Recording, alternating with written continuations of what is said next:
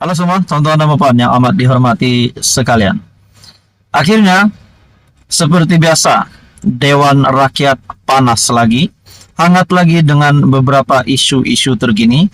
Ada yang kata hangat berkaitan dengan isu DNA Zahid Hamidi, ada yang juga hangat berkaitan dengan menantu Muhyiddin. Nah, kita bercakap tentang menantu Muhyiddin.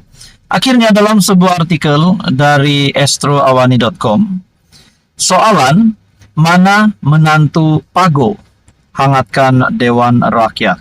Nah, bagi saya saudara-saudara, tuan-tuan dan puan, sebelum ini juga Muhyiddin Yassin sebagai pengurusi Perikatan Nasional, setelah ditanya berkaitan dengan case menantu beliau yang sehingga hari ini belum lagi ada perkembangan terkini, lokasi dan perkembangan terkini berkaitan dengan menantu Muhyiddin yang dicari oleh SPRM. Kita juga mendengar komen dari pengurusi Perikatan Nasional sendiri, Tan Sri Muhyiddin Yassin, bahwa beliau berkata no comment. Nah, pada akhirnya apa yang menghangatkan Dewan Rakyat adalah berkaitan dengan satu soalan, mana menantu Pago. Satu artikel dari astroawani.com. Perbahasan Ketua Pembangkang Datuk Seri Hamzah Zainuddin di Dewan Rakyat kecoh selepas beberapa ahli parlimen dari blok kerajaan mencela pada penghujung perbahasan beliau. Kekecohan bermula apabila Datuk Muhammad Radzi Jidin Perikatan Nasional Putrajaya tiba-tiba mempersoalkan di manakah maruah Parti Keadilan Rakyat PKR dan DAP yang sebelum ini mahu memperjuangkan keadilan. Menurutnya, di sebalik ketegasan kedua-dua parti itu, timbul pula keputusan melepas tanpa membebaskan Timbalan Perdana Menteri Datuk Seri Ahmad Zahid Hamidi daripada 47 pertuduhan berkait Yayasan Akal Budi. Di mana maruah PKR, di mana maruah DAP yang kononnya memperjuangkan keadilan. Sembang kencang boleh, bila berhadapan dengan hakikat keadilan, mereka senyap sesenyapnya. Tidak lama selepas itu, beberapa ahli parlimen blok kerajaan, antaranya Aminul Huda Hasan, PH Sri Gading, Lee Chien Chung, PH Petaling Jaya, dan Ku Poi Tiong, PH Kota Melaka, turut bangkit mencela. Begitupun Hamzah tidak memberikan laluan kepada ketiga-tiga ahli parlimen itu, menyebabkan salah seorang daripada mereka, Poi Tiong, yang dilihat seperti tidak berpuas hati. Dengan soalan, mana anak menantu Pago? Tan Sri Muhyiddin Yassin. Mana anak menantu Pago? Saya nak tanya, katanya berulang kali. Dalam pada itu, Datuk Seri Ronald Kiandi, PN Beluran, kemudian bangkit mempersoalkan kenyataan dibuat oleh Poi Tiong. Ronald berkata, kenyataan dibuat oleh Poi Tiong itu bercanggah dengan peraturan 36 dalam kurungan 9, di mana tidak boleh menyebut kelakuan atau sifat mana-mana ahli parlimen. Timbalan yang dipertua Dewan Rakyat, Datuk Ramli, kemudian meleraikan kekecohan itu.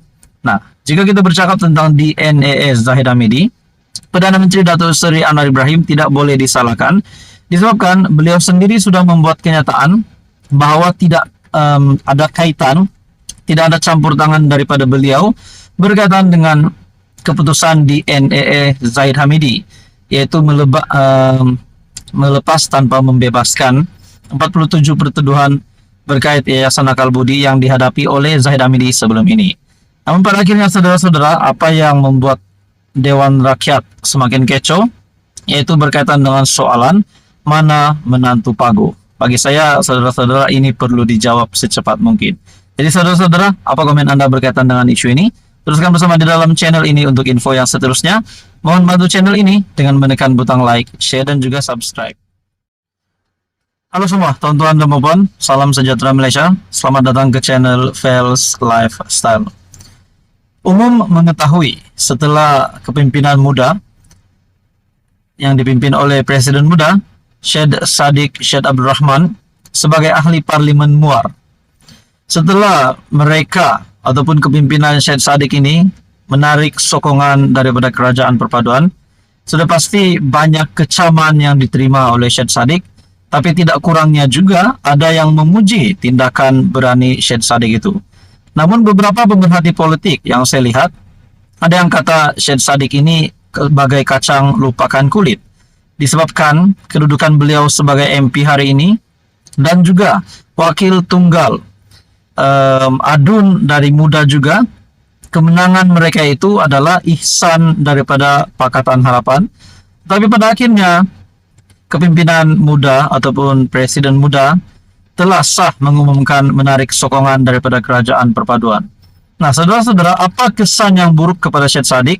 Bagi saya dalam satu artikel hari ini, salah satu kesan buruk yang berlaku yang menimpa kepada Parti Muda dan juga Syed Saddiq adalah satu artikel dari sinarharian.com.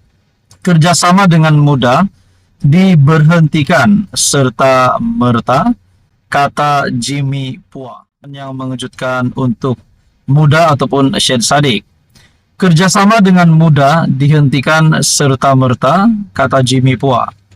Satu artikel, sebarang bentuk kerjasama dengan adun Putri Wangsa Amira Aisyah Abdul Aziz dari Parti Ikatan Demokratik Malaysia Muda di kawasan Parlimen Tebrau akan ditamatkan serta merta.